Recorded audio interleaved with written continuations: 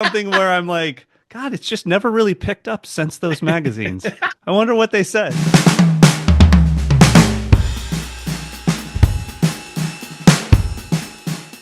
I am joined on the Europe Drum Show official podcast by the legend that is Mr. Mike Johnston. Yeah. Oh, How are you? dude. A lot better that if you say legend and then you miss the T in my last name, I'm like, well, probably not much of a legend if you don't know my last name. But you said Johnston like it was perfect. Thank you for getting the T.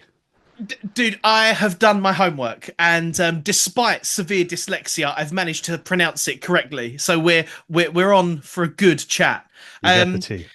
for those of you that have been essentially living under a rock for the last couple of decades, Mike Johnston has done so much in the world of drums, but he will be gracing the main stage and performing at the Europe Drum Show in March 2025 at 12:45 p.m. on Sunday, the 30th of March. And if that's not enough Mike Johnston for you, Mike has also got his own educator room taking place over the whole weekend, hosting 8 different drummers on both the Saturday and the Sunday, 29th and 30th of March, offering visitors a unique opportunity to learn from the very best in the industry. There is so much, Mike, to talk Is about. there? It feels like there's nothing left to say. I appreciate your time. Thank you so much. We'll see you in March. I think you nailed it. I was wondering if it would be okay with you if you and I could break the ice with a little game called This or That, where basically, Mike, you just have to pick which one of the two things you prefer, and there are 5 questions in total, and you don't have to give an explanation. Bring it on. Okay. Which has got the most iconic drum intro? We Will Rock You by Queen or Rock and Roll by Led Zeppelin? Oh, We Will Rock You by Queen. Okay. Apple or Spotify? Spotify, recently. Okay. Do you prefer to stream your music or do you like listening on vinyl? Streaming or physical? Stream. Okay. Do you prefer playing an indoor venue or to a festival crowd? Dude, I don't even know why they have shows outside. Do you know how tough it is? Drums just sound like buttered ass outside. It is so not fun. And you have to smile like, this is amazing. And you're like, I can't hear anything. My drums feel like cardboard. I've played Reading or not Reading at Leeds. Yeah, maybe before it was Reading at Leeds, it was just Reading Fest, I think. Yes. And it's like, great, 100,000 people. I know I should be happy, but I'm telling you, like, my tom, something's wrong here. And then you go play like to 50 people in a cafe and you're like, stoosh, guitar. And I'm like, my drums sound amazing. What is this, a Catalina? Let's go. So yeah, indoors. Let's go. Okay. And the last one, the world before the internet or the world as it is today, which one do you prefer? Oh, yeah, that's a loaded question. I'm fortunate enough, you probably are as well, to live in both eras. So I do know both. I do remember them both. It's really hard to not be happy with the evening of the playing field that the internet has given everyone. And I do love meeting people from the smallest towns in the smallest countries that are now crushing it because they had an opportunity to share their thing with the entire world. Yes. So just for that reason alone, I'll go with that. Okay. We said a moment ago that you've done so much throughout your career. You've traveled the world, you've toured with bands, you've lived a drummer's dream. But what do you think so far in your career has been the biggest Spinal Tap moment? Oh, Spinal Tap moment being that it was like weird and what the hell going on? It could be that you got lost backstage. It might have been that you didn't have the right size bread on your rider. Which is I mean, how could you mess that up? I sent you the inches. I sent you the whatever you guys use, the millimeters. I sent the centimeters. I said 2 yards, 4 kilometers. No, I think the most. I don't know your measurements. Is that a lot of bread? That's like a mile. It's a mile of bread. Yeah, I'm into carbs. I don't do that high protein thing. I'm into carbs. So I would say the most Spinal Tap moment was probably We were opening for Primus in a little town in California called Petaluma. And this is before we got signed. And so opening for Primus was a really big deal. And it was in their hometown type vibe. Anyways, we're playing this show and it wasn't massive. It was maybe, I don't know, 500 people total. It was a theater. And there was a curtain, like a theater curtain, and we were backed up because we were backline. So we were set up behind, or was that right? I don't remember. But anyways, we were backed up to the curtain. And I was doing this like windmill jobby to make it look cool when I played. And my stick caught the bottom of the curtain, and it's like a giant theater curtain. And I pulled it up over my head and over my entire drum set, and I was shirtless and sweaty, and it was like this weird fishnet vibe. And it basically was like somebody just threw like a cargo net on me. It was like, capture the drummer. And I was like, oh, and then I went like kind of head first into the snare mic, and you can hear me like through the PA going, oh, oh, Lord love a duck. Oh, mother, son of a. And I'm like, get off me, man. And I like finally get this curtain off me, and then my whole band is turned around. They're like, you good, dude? And I was like, I I literally got attacked by like a Scooby Doo net. Like somebody tried to capture me like I was in Jurassic Park. I don't know what happened. So, anyways, that was one of those moments where I was like, yeah, I don't want to do that again. I'm so glad you shared that story. That was absolutely amazing, and you've definitely succeeded in bringing your energy directly to the Europe Drum Show official podcast. Can't wait. Your you're the only drummer in history to be featured on the cover of four major drum magazines.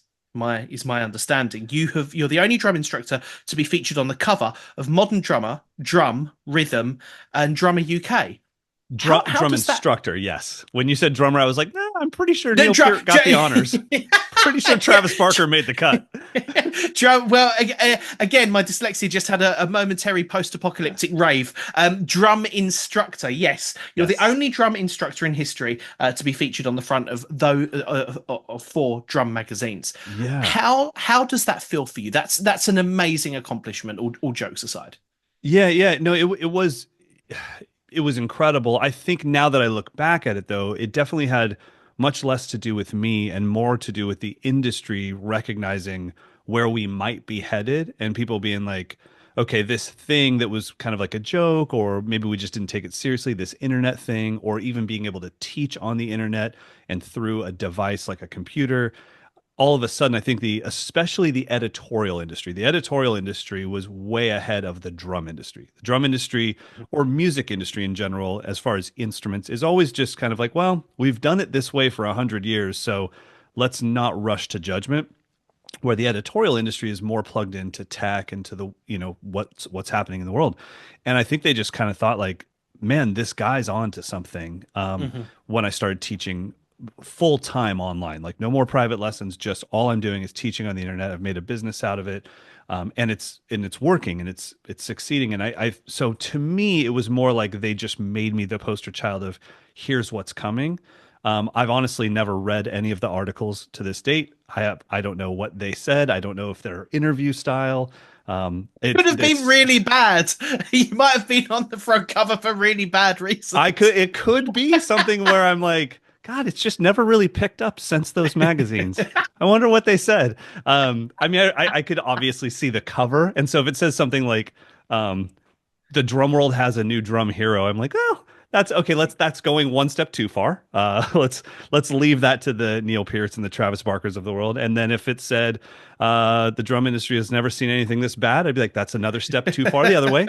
Let's assume that it's all somewhere in the middle of like, hey, the kid's trying. But it was very cool. And I got to say, back to mentioning what you and I have kind of straddled as far as our age and like what we've seen pre-internet taking off and post and pre-social media, post-social media. It was very nice to be on the cover of those magazines Mhm. at a time where magazines were still a thing. Yes. There was a time where some of my dear friends got their chance to be on a cover of a magazine, and I was like, oh man, I wish you would have had this 2 years ago, because it would have meant so much more because it was a time where the Hmm. only way people would have known you is this thing that shows up in their mailbox. And they, Yes. that was how we were taught about new players, is like you go through these pages and you're like, well, I've never seen that person before, but Hmm. he or she is clearly sponsored by Pearl, and Pearl has taken a full page ad out on them. So Pearl is telling me I need to pay attention to this person. And then Hmm. you start doing your research and finding out what albums they're on. And that was a really exciting way to learn about people. And I feel like, not to go down a rabbit hole, but sometimes I feel like there's everything I said that was good about the internet, being that we can now share ourselves with the entire world. Hmm. Sometimes it's too many, and I need someone else to kind of tell me, like, okay, out of the millions of drummers that I'm supposed to follow and supposed to know about, can you give me like 10? You got a top 10 for me? Because I can't take on that much information. I can't take on that many Hmm. new influences. So I do love when I find like that one drummer where I'm like, okay, I'm moving you into my influence pile, and I can take on like Wow. two or one or two a year. So when I find that one person where I'm like, let's go, this is pretty cool, then it's awesome. So So you're a drumming instructor that has inspired so many. Who would you say are at the top two of that specific pile of influences for you? yeah, so it's tough because we have the um, pre-professional influences where you're a kid and this person just makes you want to play, and you're not analyzing, are they Hmm. the best? Hmm. I've never even questioned Mike Borden from Faith No More. It's just like, well, I don't know what to tell you. He got me on the drum set for many years in a row because I heard him play and I wanted to play. Or Will Calhoun from Living Color. Obviously, growing up in Sacramento, I had Abe Cunningham from the Deftones, Chris Robine from Yes. Far, Dave Buckner from Papa Roach. So even just my friends inspired me. As far as now, it's really like I would never tell the person this, but it's kind of like, man, if you, after I've seen almost every great drummer in the world and I've done lots of drum festivals, I've been very fortunate to be next to like, oh, that's Dennis Chambers warming up, or on Hmm. next after me is Dave frickin' Weckl. This is insane. So it's pretty hard to crack the like, you're, I'm obsessed over your drumming. So man, it's tough. I would say now, oh God, I hope he doesn't listen to this, but Carter McLean, and I only say that because we're really good friends, and I would hate for him to know that I really like his drumming. Then I can't really make fun of him anymore. So uh, I hope Carter's not listening, but Carter McLean is still one of those people that every time I see him play, I just feel like, I guess it's what you would hope from an influence. I feel like I could be better. I'm like, man, I need to focus more on my clarity, more on my control, on my sound. And then I would say Madden Class. Madden Class is a female drummer from the U.S. that she doesn't do a lot of educational stuff. So what I love about that is there's no like I don't get any insight on her secrets. Like she just exists as this Hmm. complete badass on the drums. But I don't know how that happened. I don't know if she took lessons. I don't know if she studied somewhere. I don't know her approach. I just all I can see is the art, and I think especially doing what I do for a living, it's really neat to not know everything and just to be like, Yes. all that's there is the art. I got to figure it out for myself, and I love that. Yes. That's amazing. And they were really well considered answers and approaches, so that was awesome. I enjoyed that a lot. Um, you're no stranger to the UK drum show. You've had two really successful years with us. How does it feel for you now being approached to not only do your own workshops throughout the weekend over in Germany in March 25, but also, Mike, to play the main stage of the Europe Drum Show? Like, how does that feel? It's so it's so incredible that after all this time, a decade of doing every drum festival in the world that I can think of, it still is one of those things where I'm like running home, like, babe, I'm playing the main stage. Like, I don't know, maybe it's just the term, the main stage. I'm sure if they called it like Tom's stage, it wouldn't feel the same. Like if I was just on Tom's stage. But I'm going the to get them to main rename it. up next on Tom's stage, we've got Mark Johnson. Oh, it's Mike Johnston. Don't worry, that's fine. Ollie got it right, but you didn't. All good. Um, but yeah, so it is something that I don't take lightly whatsoever. And even having the education room, I keep asking the people that promote the thing, just call it the education room. Don't call it the Mike Johnston education room. It feels weird if my name's in there. And they're like, okay. And then big giant Instagram posters like the Mike Johnston education room. I'm like, let's just call it the education room. Both of them are honors, but to be totally honest, they are very separate. The education room is where you go to see main stage artists, but without the pressure of the main stage. It's not a performance, it's a hang. It's like, well, I'm going to play a little bit and we'll open it up for some questions. But this is, I would say, the education room is more about the attendees than it is the artist. It's the attendees' Hmm. chance to say, look, while you're on the main stage, I'm not going to raise my hand and ask you why you play Coded Heads, but in this room, I feel comfortable asking you that. So it's giving Yes. them full access to be like, I was too embarrassed to ask this in that giant room with that giant stage, but in Mhm. this environment, I feel okay asking you like this. And it's also a chance where I could say, if somebody asked me a drum set question about their drumming, I could say, well, just come up here and just show me what you're talking about. And I don't think they would do that on the main stage. They'd be scared out of their Mhm. minds, but they might do it in the education room and be like, look, this is a Well, very it's a safe safe environment. space. Yes. 100%. So that's the education room. And in that world, man, it is the closest I'll ever get to feeling cocky. Like I feel like, well, this is what I do. I got this. Yes. And then as soon as somebody's like, all right, you're on Tom's stage in 30 minutes. I'm literally like, oh, do we have to? Okay. Like that's and I'm like, so who's on before me? They're like, all right, we've got let's see, Benny Greb goes on at 12:30. Then after you, I believe it's Chad Smith. And you're like, oh goodness gracious. Are you like, how am I supposed to just live up to that? So there are a lot of nerves that go into a main stage performance, also because it is a performance. So you do have to play a lot more, and you're not going to get that interaction from the crowd that I'm used to. Also, the country is going to, shift how the vibe is.